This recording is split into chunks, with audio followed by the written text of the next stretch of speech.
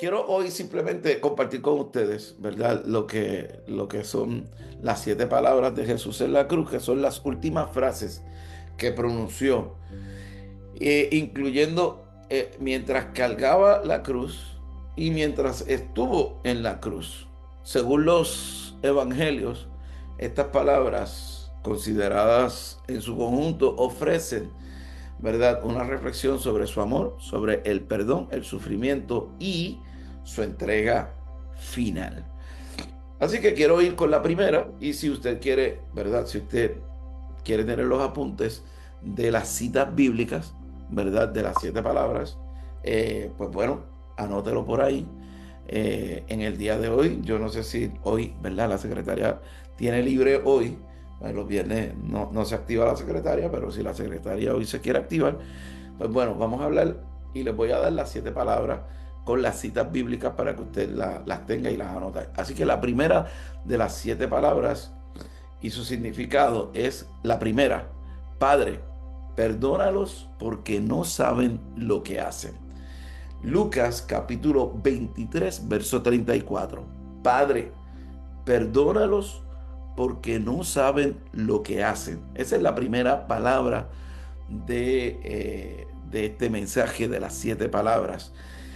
Es donde Jesús pide perdón por aquellos que no comprenden su sufrimiento y lo crucifican. Y esto es poderoso, ¿no? Poderoso. Eh, porque ¿cuántos de nosotros sabemos perdonar a los que nos hacen mal? ¿Cuántos de nosotros hemos perdonado a alguien que nos ha hecho mal? Si algo daña, si algo pudre, si algo corroe la mente y el corazón del hombre, es precisamente las raíces de amargura. El, el que nosotros vivamos, ¿verdad?, con rencor y con odio en nuestro corazón. Eso daña a la persona, daña al ser humano. El significado de estas palabras de Jesús son el ejemplo para cada uno de nosotros. Padre, perdónalos porque no saben lo que hacen. Lucas capítulo 23, verso 34. ¿Cuántos de nosotros estamos dispuestos a perdonar a aquellos que nos han hecho mal? Fíjate que cuando él enseña, ahora él dice, perdona a nuestros deudores. Es parte de la enseñanza en la oración, el orar y el pedir, ¿verdad?, el que el Señor los perdone. Pero una cosa es yo pedir, Señor, perdónalos tú, y no perdonarlo tú. Una cosa es, ¿verdad?, yo decirle, el Señor los va a perdonar. Ahora, tú lo perdonaste. Ahí es que está la importancia de esto. ¿Ok? Así es que esa es la primera palabra en el mensaje, ¿verdad?, de las 7 palabras. Comenzar por una muy importante. La segunda palabra en la cruz estaba. Hoy estarás conmigo en el paraíso. Lucas capítulo 23, verso 43. Jesús le promete a un ladrón arrepentido un lugar en el paraíso, incluso antes de su propia muerte. Y esto tiene que ver con aquellos que hacen de la religión algo eh, eh, tan fanático que quieren que tú hagas o que tú tengas que pagar eh, tiempo, dinero, qué sé yo, tantas cosas que tienes que hacer para poder ir al cielo. E inclusive, escúcheme bien, e inclusive el que si tú no te confiesas con el hombre, no puedes ir para el cielo. ¿Quién rayo dijo eso y en dónde en la palabra dice eso? Que yo tengo que confesarme con un hombre. Perdóneme, perdóneme, se me brota desde el corazón. Es que cuando yo miro esta palabra, cuando yo miro esta porción, hoy estarás conmigo en el paraíso, es la respuesta de Jesús a un hombre que era un pecador, era un ladrón, es más, era un terrorista. Por algo estaba en aquella cruz, por algo estaba pagando una condena, por algo lo crucificaron. Pero estando en la cruz, estando crucificado junto con Jesús, allí, mira a Jesús y lo reconoce como su Salvador, como su Salvador.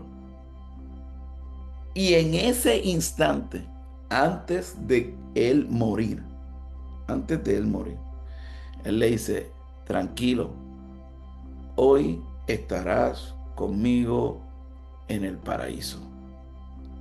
Se iba a consumar el hecho de por qué él estaba en la tierra y su muerte en ese día se iba a ejecutar y se iba a cumplir el hecho de su sacrificio. A lo que vino Jesús. Jesús vino para salvarnos. Jesús vino para darnos salvación. Y la Biblia dice que en el momento, ahí está, en el momento que tú confiesas a Jesús como Salvador, desde ese instante ya tú eres salvo. ¿Qué significa esto? Sencillo, hermano. Mire, en el momento que yo lo confieso, yo soy salvo. La salvación es instantánea, es gratuita y es dada ¿por quién? Por la sangre de Cristo. El reconocimiento de verlo a Él como el Salvador. Ya, hermano, ya. Eso proviene de algo muy especial.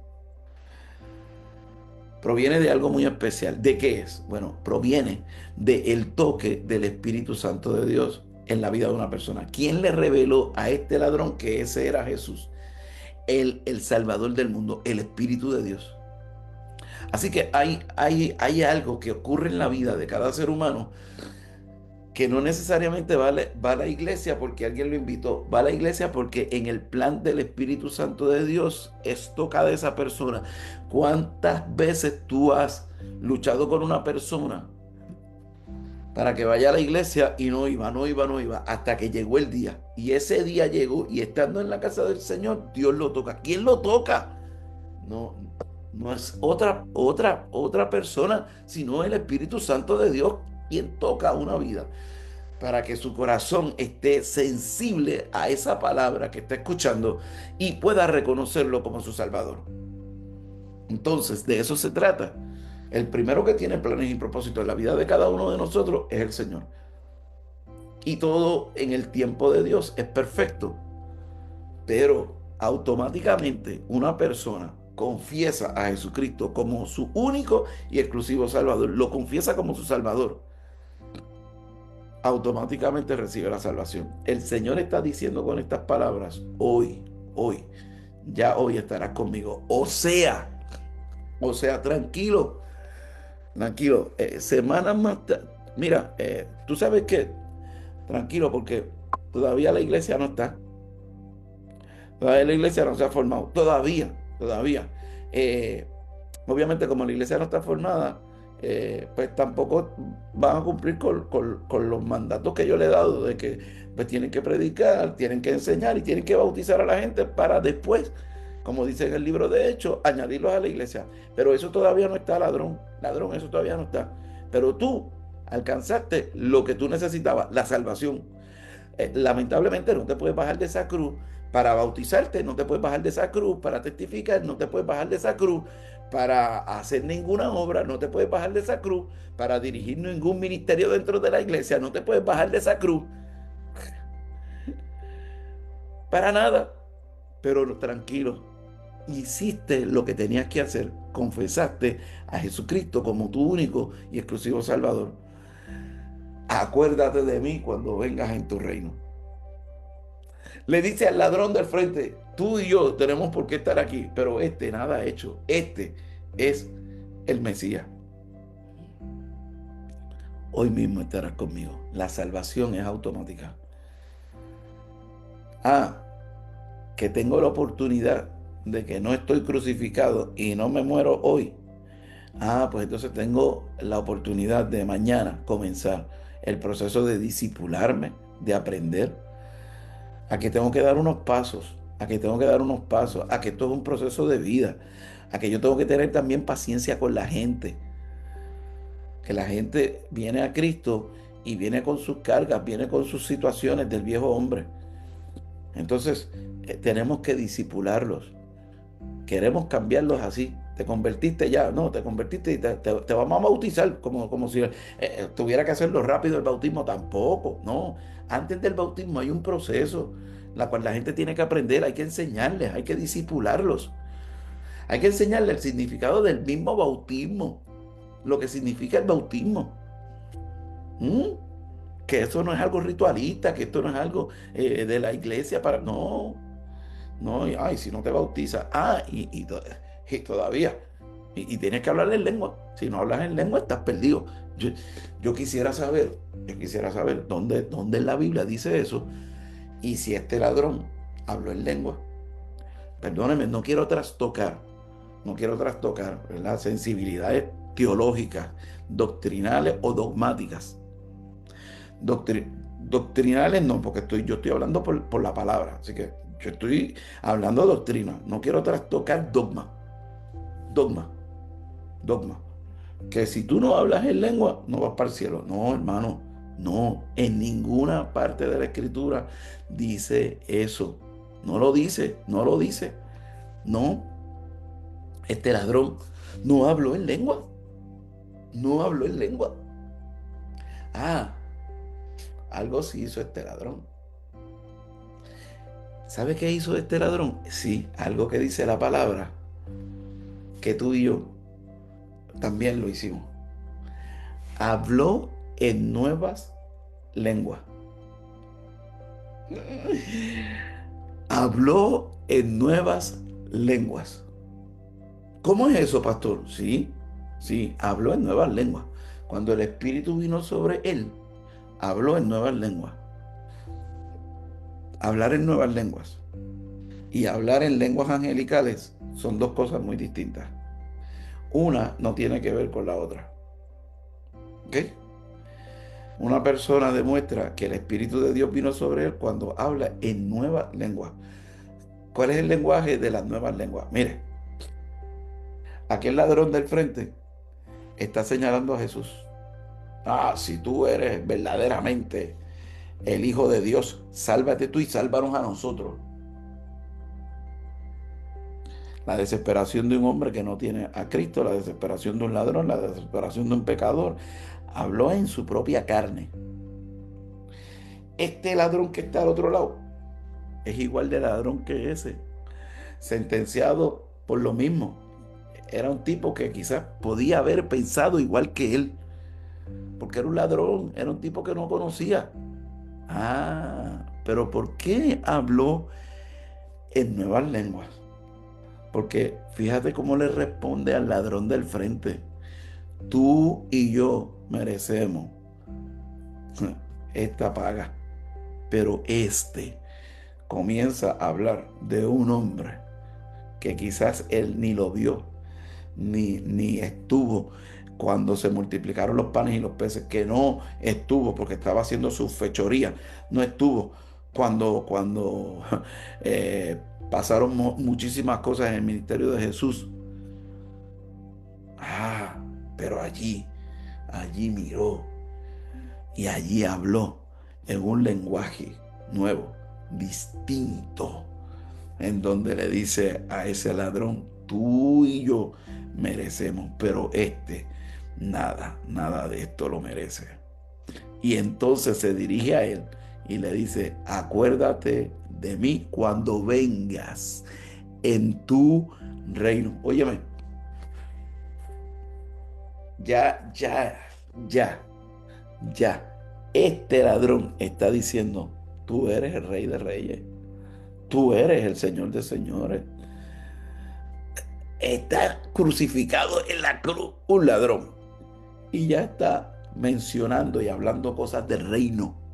Eso es hablar en nuevas lenguas. sigo hacia adelante, porque de verdad que me envuelvo. Este, y me da con predicar, no, yo no estoy predicando, tranquilos. Eh, Tercera palabra, tercera palabra. Mujer, ahí tienes a tu hijo. Hijo, ahí tienes a tu madre. Juan, capítulo 19, versos 26 al 27. Ahí está, en esa porción, ¿verdad? Jesús le confía su mamá, María, al cuidado de su discípulo Juan. Y a Juan, y a Juan, eh, lo, lo confía al cuidado de su mamá. Así que le dice, mami, mami, ahí está Juan, oíste, cuídalo. ¿Qué está pasando aquí? ¿Qué está pasando aquí? ¿Qué significativo tiene esto? ¿Qué es lo significativo de Jesús decir, mujer, ahí tienes a tu hijo, hijo, ahí tienes a tu madre? No, déjame darme un café. Mira, lo significativo de esto es que Dios está creando una nueva familia. Hay una nueva familia espiritual. Hay una nueva familia espiritual. Se comienza a gestar una familia espiritual. Bueno, yo no estoy como tu hijo físico, ¿verdad? El que fui tu hijo físico, Jesús, que estás ahí con el dolor de una madre que sufre la pérdida de un hijo, pero ahí hay unos que van a venir a ser de consuelo y se van a consolar y se van a dar eh, eh, la empatía de estar juntos y de desarrollar, ¿verdad?, el soporte de la familia de la fe. Y eso es lo que hace la iglesia. Eso es lo que hace la familia de la fe. Se desarrolla una familia, un vínculo en donde Dios, ¿verdad?, nos está diciendo, bueno, aquí tengo alguien en quien puedo apoyarme, alguien que me va a consolar, alguien que me va a cuidar. Quizás Juan veló, ¿verdad?, el que María tuviese pan, pero María también cuidó de que de momento Juan llegara a la casa y ella le tenía ya una torta preparada, le tenía un pescado preparado, cuidaba de saber que Juan, de ese tipo, de apoyarse unos a otros. Juan velar que a María no le faltara nada y María velar porque Juan tuviera lo suficiente como para seguir, ¿verdad?, trabajando en el Evangelio, en las cosas que Dios había puesto. Saludos por aquí a Madeline Santiago. Dios le bendiga. Muy buenos días. Bendiciones. Madeline. Pastor Raúl Martínez. Buenos días, amado pastor. Me alegra mucho verlo. Bendiciones. Un abrazo, mi querido pastor Raúl en Cuba. Así que esa es la número 3. Vamos con la número 4. La número 4, la palabra número 4 dice, Dios mío, ¿por qué me has abandonado? Mateo capítulo 27, verso 46. También la encuentras en Marcos 15, verso 34. ¿Qué significa esto? Jesús expresa su dolor y, y expresa también abandono, sintiendo la separación de Dios al cargar con la culpa de todos los pecados de la humanidad. Bueno, esta palabra tiene que ver en el hecho de cuál es el estado de las tres figuras principales, ¿verdad?, de la trilogía, Padre, Hijo y Espíritu Santo, eh, en donde los tres son el mismo, pero los tres tienen su esencia, ¿verdad?, en cuanto a lo que es la palabra. Jesús ve al Padre como esa figura en la cual yo, en condición de venir a ser el enviado para eh, cargar con un cuerpo físico, o sea, transportarme en venir a la tierra y ocupar un cuerpo físico para cumplir una misión. Por eso es que se da la figura del Hijo en términos de Él eh, encarnarse, humanizarse en obediencia, sometimiento, en la enseñanza de yo como cristiano, también asumir un rol de obediencia con el Padre para cargar y para ver las situaciones en las cuales yo también como hijo de Dios puedo hacer. Así que Él está diciendo, me humanicé, me hice hombre y en esa figura, en esa condición, he arrastrado y estoy cargando ahora mismo todos los pecados de esta humanidad. Y el dolor que sentía él, yo creo que era más grande el dolor que él tenía por dentro del peso del pecado que él estaba cargando que los clavos y los latigazos que recibió. Déjame, déjame repetir esto. Y déjame decirte esto, amigo y hermano que estás ahí conectado. El dolor y el peso más grande. El dolor más grande. El dolor más grande que sintió Jesús fue el del peso de los pecados de esta humanidad. No fueron los clavos, no fueron las espinas, no fueron los latigazos. Señor, ¿por qué me has abandonado? Tengo todo este peso yo nada más encima. Yo tengo todo este peso encima.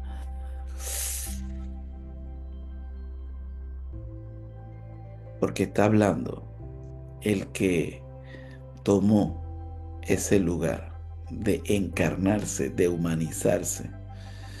Fue el que caminó por aldeas, ciudades y vio la indiferencia. Es el Jesús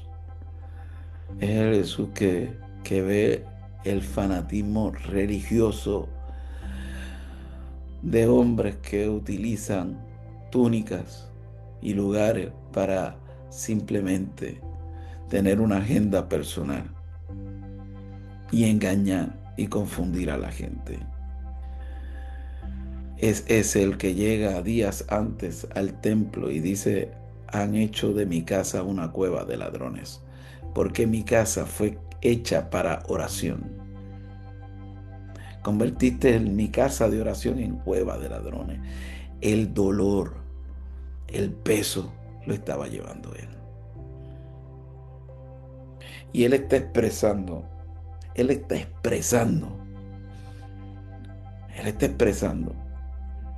al Señor: aquí estoy. Aquí estoy. Es la carga de la culpa de los pecados de la humanidad que yo la tengo encima. Yo la tengo. Pero era necesario el que eso ocurriera. Era necesario. Era necesario porque está hablando la parte de la humanidad de Jesús en estos momentos. Y llega el momento en donde ya en esa cruz se va a dar un hecho sumamente importante. Y es que se va a vencer a un enemigo que por tanto tiempo había caminado con libertad y que se había apoderado de las llaves de la muerte. Recuerde esto, recuerde eso. Estoy cargando para liberar una llave muy importante y yo arrebatársela al que la ha tenido por tanto tiempo. Dios mío, ¿por qué me has abandonado? La quinta palabra es tengo sed. Juan capítulo 19, verso 28. Juan capítulo 19, verso 28 dice, tengo sed. Aquí se pone de manifiesto, obviamente, el que hay una sed física que también puede interpretarse como una sed de justicia y amor. Véalo, tengo sed. Claro, puede ser en lo físico, pero también en ese deseo de que ya llegara el momento de que haya justicia y haya amor. Llegó el momento de que se pueda satisfacer a la humanidad que está sedienta de amor, que está sedienta de justicia. Hay sed de justicia, hay sed de amor. Y todavía hoy en día, en el siglo XXI, hay sed de amor y de justicia. Porque tenemos tantas situaciones que están pasando hoy en día. Porque tenemos todavía ayer un joven que entra a una universidad disparando. Todavía tenemos esas situaciones en el mundo. ¿Por qué tenemos guerra? Hay sed de justicia y amor. Pero llegó el que el que satisface esa sed. Llegó el momento, llegó. Tengo sed, pero esa sed va a ser satisfecha en unos minutos. En unos minutos está diciendo Jesús va a ser satisfecha. Y yo creo que aquellos que están sedientos, dice la palabra del Señor, venid a las aguas. Venid a mí los que estáis sedientos. Oh, oh, oh, ojo. ¿Tienes sed? Venid a las aguas, venid a las aguas, venid a las aguas. La sed física tenía, tenía a propósito el decirlo, llevaba todo un día en la cruz crucificado, desangrándose, su cuerpo ya estaba, óigame, deshidratándose. Claro, claro, hay una deshidratación que es provocada por el castigo en donde te estás desangrando. Ay, había sed. Pero ¿sabes qué? El pecado te ha desangrado. El pecado te está deshidratando. Y el problema de esos castigos del pecado del mundo son los que tienen que provocar en ti una sed. En la búsqueda de saciar esa sed, en la búsqueda de saciar esa sed, a veces te refugias en cosas que no debes. A veces buscas remedios temporales. Tu sed, tu sed te lleva a quizás refugiarte en cosas que te provocan y te producen algo temporal. Algo de horas. Quizás horas es lo que te da ese placer del mundo. Porque herido. Estás herido, estás sangrando, estás debilitándote, te estás deshidratando. Y todos tienen sed todos, a todos les da sed. El problema es que no vas a la fuente que tienes que ir. El problema es que no has encontrado la fuente verdadera que sacia tu sed. Todos tienen sed.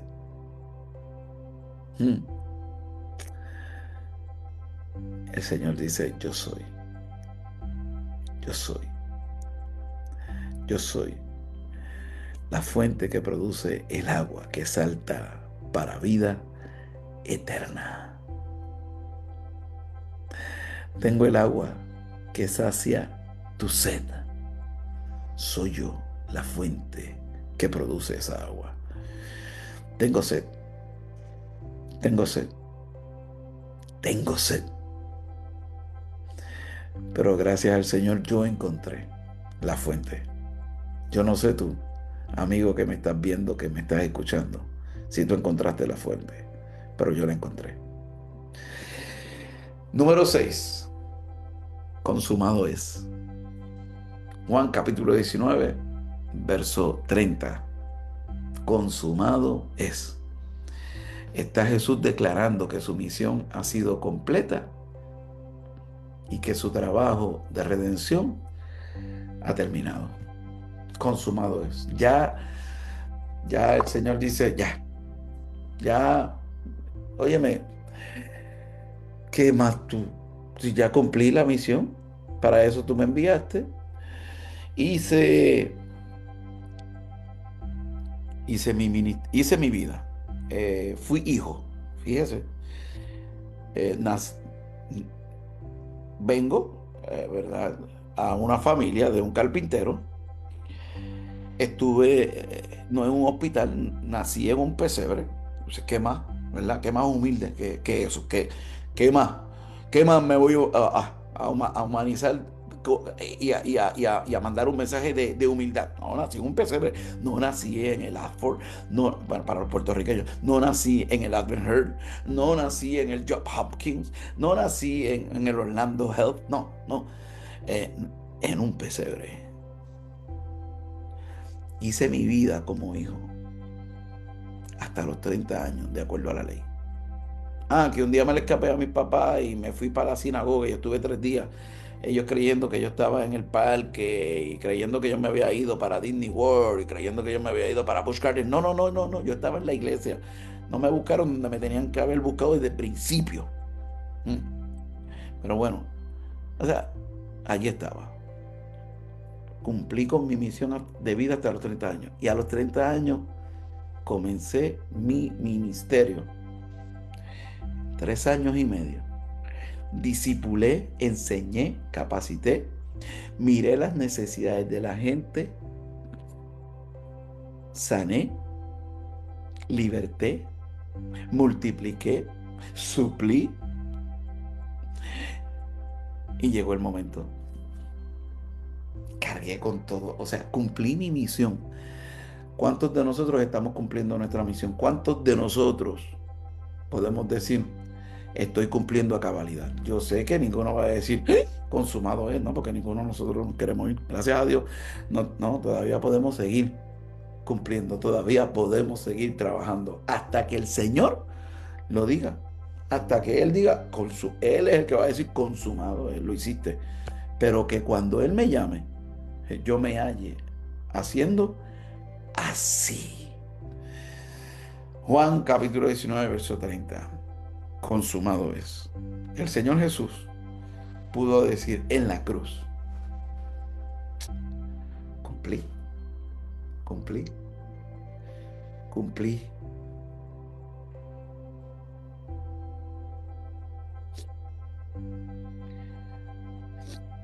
Y yo no sé si hoy tú puedes dar gloria a Dios porque Él cumplió, porque Él lo hizo. Yo no sé si tú puedes hoy meditar y dar gracias al Señor por su vida, por su ministerio, por todo lo que Él hizo, porque lo hizo por mí, lo hizo por ti, pero lo hizo por mí. Y yo doy gracias al Señor, que lo hizo por mí. Solamente tú ahí en esta mañana di gracias, Señor, que lo hiciste por mí. Díselo al Señor en esta mañana, dile gracias, Señor, porque lo hiciste por mí. Cuando tú dijiste consumado es, en mi pensamiento tú estabas. Cuando el Señor Jesús dijo consumado es, lo hice por Lemuel Rivera Torres, hijo de Miriam y de Lemuel, hermano de 4 hermanas, padre de 2 hijos, esposo de una sola esposa.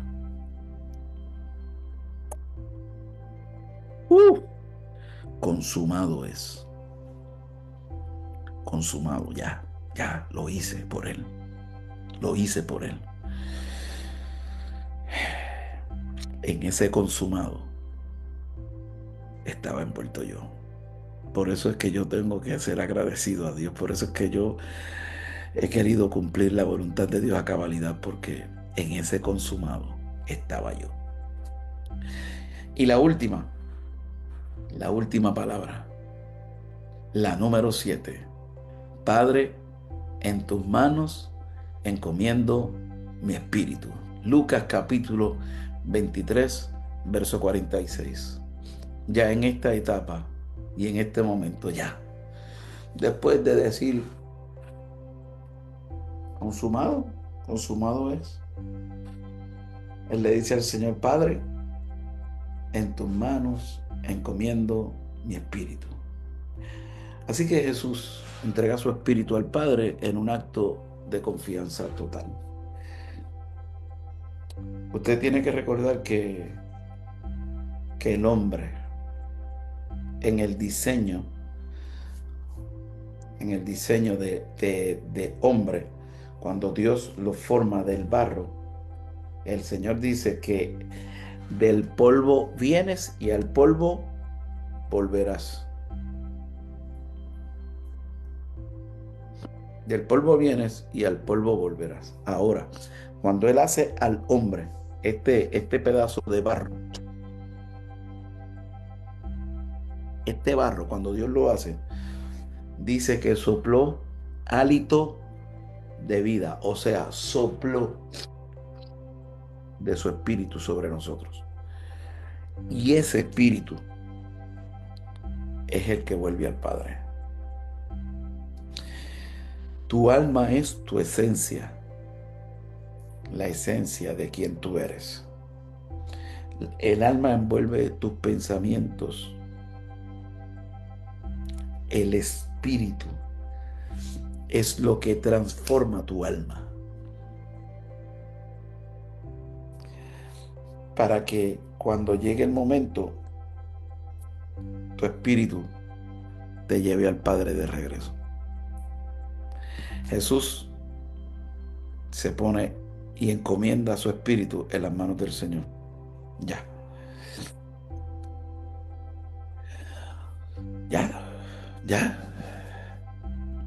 ¿Cuándo usted vio a Jesús decir ahí: Señor, déjame un par de años más? Como que muy pronto. 3 años y medio, Jesús. Papá, 3 años y medio, papá. No, porque tú, bájame de aquí, bájame. Todavía yo puedo hacer más cosas. Todavía yo puedo. ¿Cuándo usted vio a Jesús? No, bueno, cuando Pedro fue y le corta la oreja a aquel soldado, él dice: ey, para ahí, Pedrito. Aguántate. Si yo que me quisiera librar de esto, yo lo único que tengo es que pedírselo, que envíe. Y Él me libra de esto. No te necesito a ti, no necesito de tu espada. Yo lo que tengo es que decirle a mi papá: papá, líbrame de esto. Cuando usted escuchó a Jesús decir: dame más tiempo? Me encariñé con estos discípulos.